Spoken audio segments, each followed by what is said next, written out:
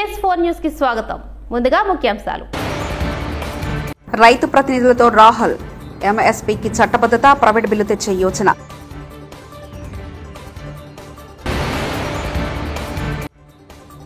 దీక్షకు నేను సిద్ధం, కేసీఆర్ను రమ్మనండి సీఎం రేవంత్ రెడ్డి.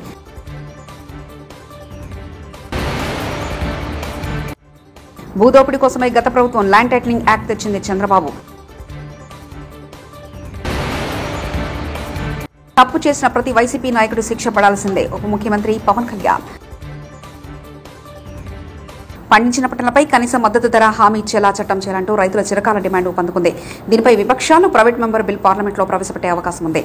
కాంగ్రెస్ నేత లోక్సభ విపక్ష నాయకుడు రాహుల్ గాంధీ 12 మంది సభ్యుల రైతుల ప్రతినిధుల బృందం బుధవారం నాడు కలుసుకుంది. తమ చిరకాల డిమాండ్ అయిన MSPకి చట్టబద్ధత కల్పించేలా ప్రైవేట్ మెంబర్ బిల్ ప్రవేశపెట్టాలని రాహుల్ ప్రతినిధి బృందం కోరినట్లు తెలుస్తుంది.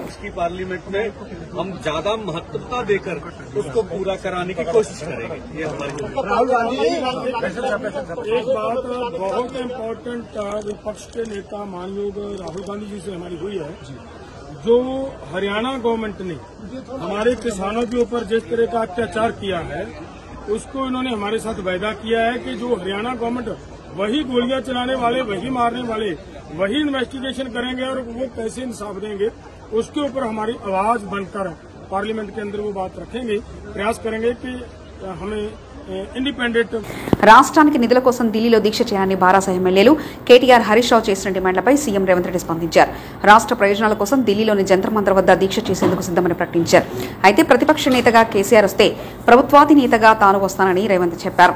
రాష్ట్రానికి నిధుల కోసమైనా కేసీఆర్ ముందుకు రావాలన్నారు. మీరే తారీఖు డిసైడ్ చేయండి, దీక్షకు మేము సిద్దం. తెలంగాణకు నిధులు తెచ్చుడో సచ్చుడో తేల్చుకుందామని సవాల్ విసిరారు. కేంద్ర బడ్జెట్లో రాష్ట్రానికి అన్యాయంపై శాసనసభలో చర్చ సందర్భంగా అధికార ప్రతిపక్ష నేతల మధ్య తీవ్ర వాగ్వాదం చోటు చేసుకుంది. పరస్పర విమర్శలతో సభ వేడెక్కింది. గౌరవ రాష్ట్ర మంత్రివర్గానికి ఒక ప్రతిపాదన పెడుతున్నా సార్. ముఖ్యమంత్రి గారి మధ్య 2-3 సార్లు అన్నారు. నేను కూడా అదే ఉటంకిస్తున్నాను తప్ప కొత్తదేం చెప్తలేను సార్. ఇలా మా మంత్రుల కమిట్మెంటు, మా ప్రభుత్వం యొక్క కమిట్మెంట్ చూస్తే చాలా చాలా ఆనందంగా ఉంది సార్, చాలా గొప్పగా అనిపిస్తున్నది. అందుకే దయచేసి ముఖ్యమంత్రి గారి నాయకత్వంలో బ్రహ్మాండంగా ఢిల్లీలోని జంతర్ మంతర్లో ఆమరణ దీక్షకు మొత్తం మంత్రివర్గం కూర్చోండి సార్. మేము అండగా ఉంటాం, మేము చుట్టూ కూర్చుంటాం, సచ్చేదాకా కూర్చోమనండి, మేము అండగా ఉంటాం. కేంద్రంతో కొట్లాడదాం. మొత్తం మంత్రివర్గం మంచిగా జంతర్ మంతర్లో కూర్చోండి. ఎమ్మెల్యేలు అందరం వస్తాం, ఎంపీలు అందరం వస్తాం, అందరం పోయి కూర్చుందాం, అంతూ చూసుకుందాం సార్. ఎందుకంటే ముఖ్యమంత్రి గారి ఈ మధ్యన ఒక్కసారి కాదు, రుణమాఫీ అంటే హరీష్ రావు దీక్ష చేయాలంటాడు, ఉద్యోగుల సమస్యలు, నిరుద్యోగుల సమస్యలు అంటే నన్ను ఆమరణ దీక్ష చేయమంటాడు. అందుకే నేను అడుగుతా ఉన్నా సార్, మొత్తం కేబినెట్ కూర్చోండి, మేము అండగా నిలబడతాం, 1000 మంది వస్తాం. మీరు నిధులు తెచ్చుడో కేబినెట్ కు అంటే ఏం కావాలని నేను కోరుకోను సార్. ఆమరణ దీక్ష కూర్చోవాలని చెప్పి మనస్ఫూర్తిగా మీ కమిట్మెంట్ అభినందిస్తూ ధన్యవాదాలు. మా మిత్రులు పదే పదే దీక్ష గురించి ఉబలాట పడుతుండ్రు. మేము ఎప్పుడు కూడా చావు నోట్లో తలబెట్టి తెలంగాణ సాధించడమని మేము ఎప్పుడు చెప్పుకోలే.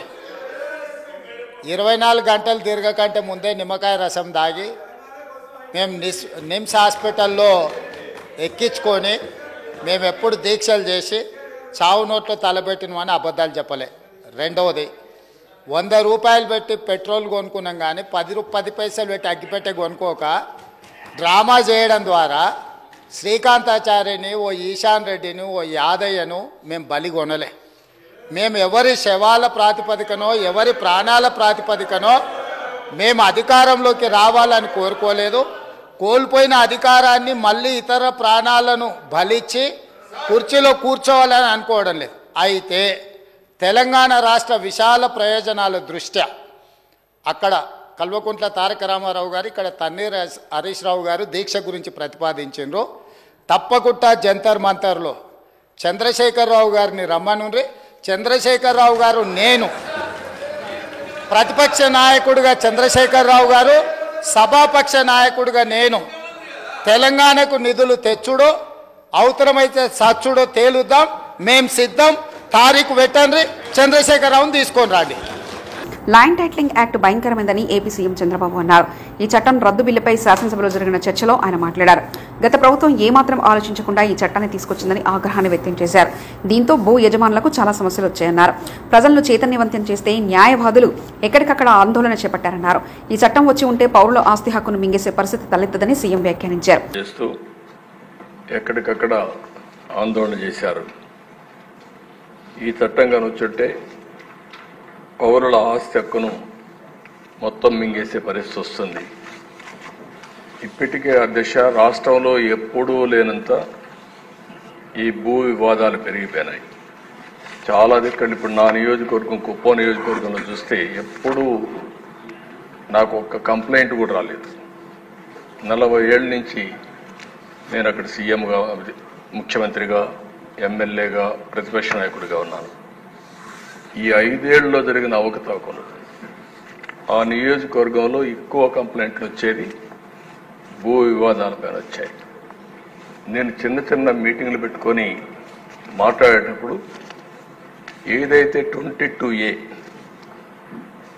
ఎవరైనా భూమి ఉంటే దాని పక్కన 22A అని వేసేస్తే అది ప్రభుత్వ భూమి అయిపోతుంది. అక్కడి నుంచి ఎవరైతే సెటిల్మెంట్ చేసుకోవాలనుకుంటారో వీళ్ళందరూ రావడం, నెగోషియేషన్స్ మొదలు పెడతారు. లేకపోతే ఇది గవర్నమెంట్ భూమి అవుతుంది. మనం కానీ ఒప్పుకుంటే, వాళ్ళు ఒప్పుకుంటే దాన్ని ఆటోమేటిక్గా మళ్ళీ ప్రైవేట్ భూమి కింద 22A తీసేసి మళ్ళా ప్రైవేట్ భూమి కింద సెటిల్మెంట్ చేసుకునే పరిస్థితికి వచ్చారు. అధ్యక్ష, టెక్నాలజీ కూడా చాలా ప్రమాదం. నేరస్తుల దగ్గర టెక్నాలజీ ఉంటే మొత్తం మార్చేయడం, రికార్డులు మార్చడం చాలా ఈజీగా అయిపోయే పరిస్థితి వస్తుంది. ఇప్పుడు దానికి తోడు మీరు చూస్తే అధ్యక్ష, ఇటీవల కాలంలో ఇవన్నీ కూడా సెంటిమెంట్స్ ఉంటాయి. భూమి అనేది తరతరాలుగా వారసత్వ ప్రకారం వస్తుంది. మా తాత, మా ముత్తాత ఇచ్చిన భూములు ఇప్పుడు కూడా మాకు వస్తూ ఉంటాయి ఆ కుటుంబానికి. అలాంటి భూమిలో పట్టాదారు పాస్ పుస్తకాలు ఇవ్వడం ఆనవాయితీగా పెట్టుకుంటాం, రాజముద్రేస్తాం. అంటే తల్లికి వందనం పథకానికి విధి విధానాలను రూపొందిస్తున్నామని ఏపీ విద్యాశాఖ మంత్రి నారా లోకేష్ తెలిపారు. శాసనమండలిలో సభ్యులు అడిగిన పలు ప్రశ్నలకు ఆయన సమాధానమిచ్చారు. ఎంతమంది పిల్లలున్నా అందరికీ తల్లికి వందనం ఇస్తామని స్పష్టం చేశారు. ప్రభుత్వ, ప్రైవేటు బడుల విద్యార్థులందరికీ ఈ పథకాన్ని వర్తింపజేస్తామన్నారు. గత ప్రభుత్వ వైఫల్యంతో ప్రభుత్వ పాఠశాలలో 72,000 మంది విద్యార్థులు తగ్గారని చెప్పారు. ఇదంతా రాష్ట్రాల్లో మంచి విధానాలపై అధ్యయనం చేస్తామని తెలిపారు. వచ్చే విద్యా సంవత్సరం నుంచి విద్యాశాఖలో మంచి విధానాలు అమలు చేస్తామని తెలిపారు. నేను కూడా ఇది కొంచెం సీరియస్ గా తీసుకుంటున్నా. మంత్రులందరితో కూడా మేము చర్చిస్తున్నాం. గతంలో జరిగిన లోటుపాట్లు జరగకూడదనేది మా లక్ష్యం. మీరన్నట్టు గతంలో 15,000 రూపాయలని, తర్వాత అది కాస్త నెక్స్ట్ ఇయర్ 14,000కి అయింది, తర్వాత 13,000కి అయింది. 1,000 రూపాయలు TMF అన్నారు, ఇంకో 1,000 రూపాయలు SMF అని అది డబ్బులు తీసుకుంటాం జరిగింది.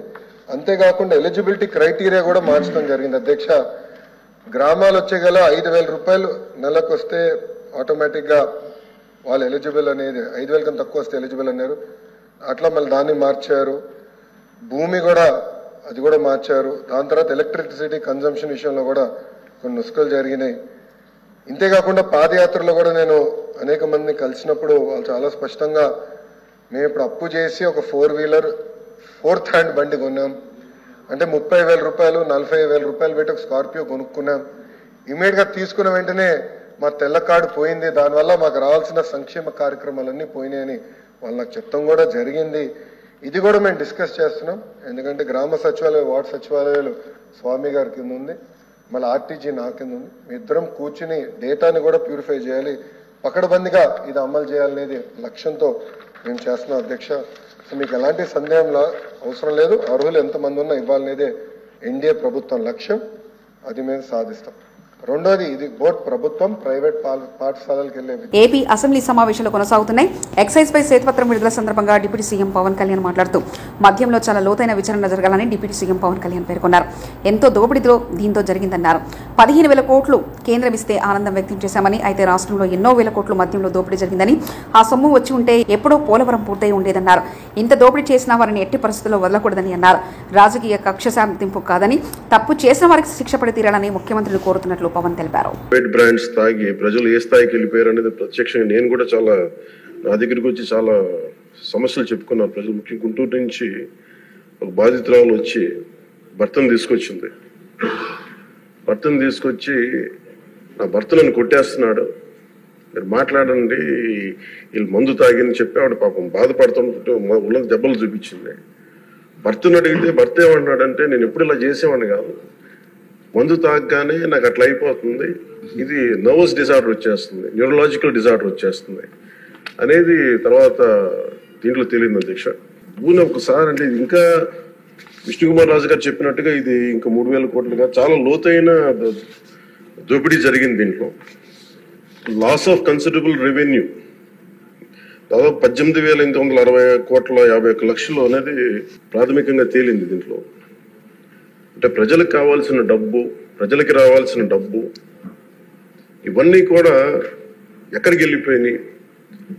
నిన్న ప్రధానమంత్రి గారు మనకి కేంద్రం బడ్జెట్ లో మనకి 15,000 కోట్లు ఇవ్వగానే ఇందాక గౌరవ ముఖ్యమంత్రి గారు చెప్పినట్టుగా మనం అందరం చాలా ఆనందపడ్డాం. దీంట్లోనే నిజంగా ఈ 15,000 చిల్లర కోట్లు మనకు వచ్చిందంటే అసలు క్యాపిటల్ కి ఇబ్బంది కూడా ఉండేది కాదు. పోలవరం చాలా వరకు అయిపోయాయి. ఇవన్నీ పక్కన పెడితే అధ్యక్ష నిన్న రివ్యూ చేస్తా ఉంటే ఒక 20,000 తీసుకున్నాడు ఒక అధికారి, మన ఏసీబీ వాళ్ళు తీసుకున్నారు, ఇంటర్ డిపార్ట్మెంటల్ ఎంక్వైరీ చేస్తాం అని చెప్పేసి ఒక రివ్యూ కేసు గురించి చదువుతా ఉంటే తనకి కాంపెన్సేషన్ రావాలి. సభలో ఆర్టీసీ కార్మికుల విషయం చర్చకొచ్చినప్పుడు ప్రభుత్వం సమాధానం చెప్పకుండా పారిపోయింది.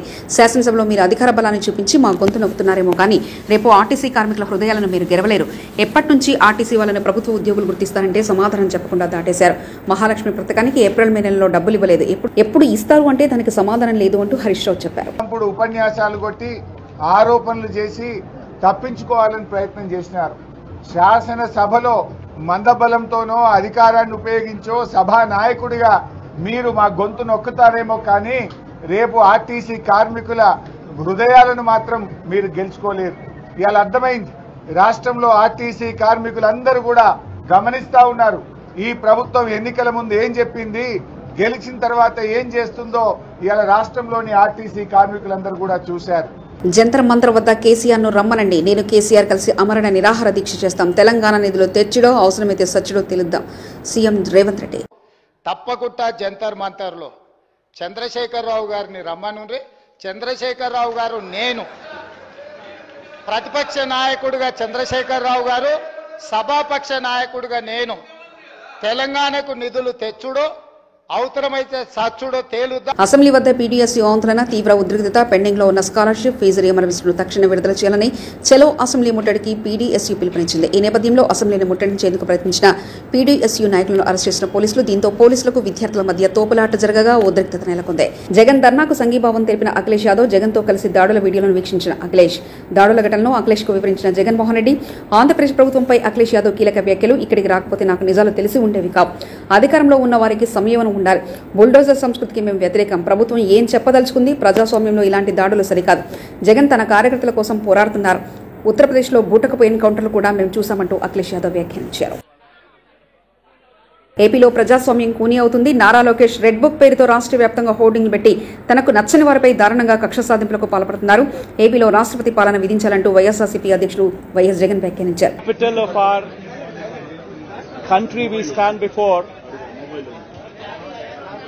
And we question whether democracy is prevalent or not. In our state, the state of Andhra Pradesh, where the very word democracy means equitable justice. And today in the state of Andhra Pradesh, you have a scenario where equitable justice is denied, where democracy stands limping. That is the plight of affairs in Andhra Pradesh. You have a government in place where within 45 days of coming into power, you have a situation where more than 30 people have been murdered, where you have more than రైతు ప్రతినిధులతో రాహుల్. ఎంఎస్పీకి చట్టబద్ధత, private bill తెచ్చే యోచన.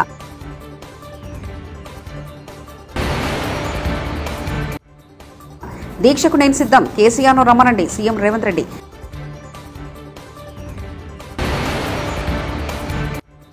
భూదోపిడీ కోసమే గత ప్రభుత్వం land titling act తెచ్చింది చంద్రబాబు. తప్పు చేసిన ప్రతి వైసీపీ నాయకుడు శిక్ష పడాల్సిందే, ఉప ముఖ్యమంత్రి పవన్ కళ్యాణ్. TS4 న్యూస్ ఇంతటితో సమాప్తం. చూస్తున్నారండి TS4 తెలుగు.